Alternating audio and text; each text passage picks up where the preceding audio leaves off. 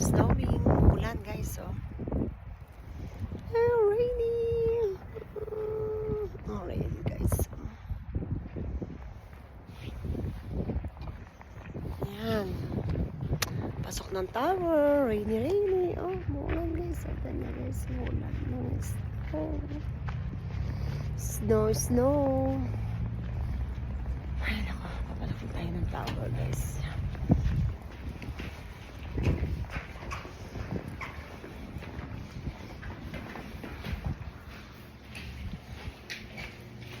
Ano? Dulasan.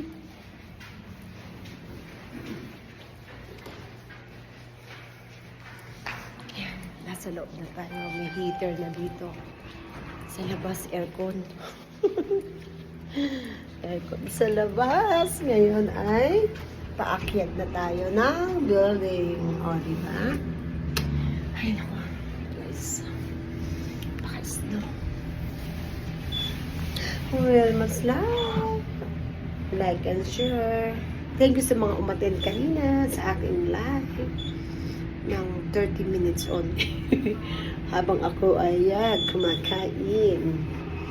Diba? Kaya thank you guys sa inyo. At tayo ay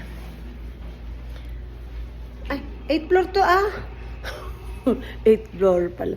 Nasa 8th floor ako guys. Oh. Hala ko, nasa 3rd floor na tayo eh. Sa 8th floor. Nasaan sa Florencia?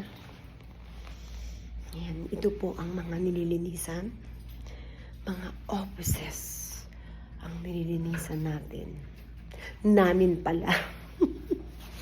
Yeah, after office.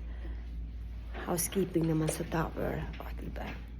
Ganyan ang buhay sa Canada. O, diba guys? Wilma's Live. Thank you. Bye-bye. Bye-bye for now. See you later. Yeah, Wilma's Live. Ay, hindi pa pala akong bababay. Ito. Konti lang tubig ko. May mga filter naman na water dyan. Pag naubos ito, lalagyan ko ng laman.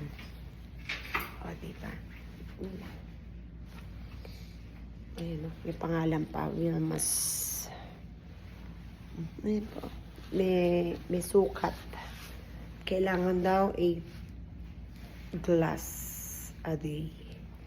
Iinumin natin, pero hindi natin nagagawa yun, guys. Kasi mabubunda tayo kung iinom ng tubig. Diba? Yung iba pa nga mahilig sa soft drinks. Ay, nako guys, huwag kayo mahilig sa soft drinks, ha?